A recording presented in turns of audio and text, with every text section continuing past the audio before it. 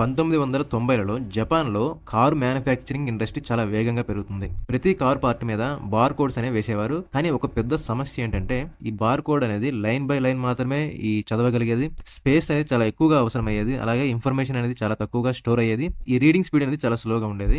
ఇది ఒక పెద్ద సమస్యగా మారింది. అదే సమయంలో డెన్సో వేవ్ అనే కంపెనీలో ఇంజినీర్ ఉండేవాడు. అతని టీంకి ఒక ఇంపాసిబుల్ లుకింగ్ ఛాలెంజ్ అనేది ఇచ్చారు. బార్ కోడ్ కన్నా 10 రెట్లు ఇన్ఫర్మేషన్ స్టోర్ అయ్యే కోడ్ కావాలి. ఒకేసారి స్కాన్ చేయగానే చదవగలిగేది. ఆ ఇంజనీర్ ఒకరోజు బ్రేక్ సమయంలో గో అనే జపనీస్ బోర్డ్ గేమ్ ఆడుతూ ఉండగా ఒకటి గమనించాడు. Black and white dots, board లో patterns, position sense, any angle నుంచి చదవగలిగే యూనిఫామ్ లేఅవుట్. అతనికి వెంటనే స్ట్రైక్ అయింది. ఇలాంటి స్క్వేర్ ప్యాటర్న్ ఉంటే కెమెరా ఏ దిశలో చూసినా కూడా గుర్తించగలదు. ఇదే మోడర్న్ క్యూఆర్ కోడ్ కి ఒక స్పార్క్ అని చెప్పొచ్చు. అసలు క్యూఆర్ కోడ్ లక్ష్యం ఏంటంటే high speed reading, huge data storage, ఏ యాంగిల్ నుంచి అయినా చదవడం, డ్యామేజ్ అయినా కూడా రికవరీ అవ్వడం, ఈ స్మాల్ స్పేస్ లో కూడా లార్జ్ ఇన్ఫర్మేషన్ ని స్టోర్ చేయడం లాంటివి ఫీచర్స్ ఉండాల్సిన అవసరం ఉంటుంది. డెన్సో టీమ్ కొత్త కోడ్ ఫార్మాట్ ను డిజైన్ చేసింది. అది square shape, black and white modules, 3 corner square, position detection. ఈ డ్యామేజ్డ్ కోడ్ కూడా రీడ్ అవుతుంది. అలాగే న్యూమరిక్ డేటా, ఆల్ఫాబెట్ డేటా, ఈ బైనరీ డేటా కూడా స్టోర్ అవ్వడం జరుగుతుంది. అంటే ఇది 2D బార్ కోడ్ కానీ చాలా అడ్వాన్స్డ్. 1994లో క్యూఆర్ కోడ్ అఫీషియల్ గా పుట్టింది. క్యూఆర్ అంటే క్విక్ రెస్పాన్స్.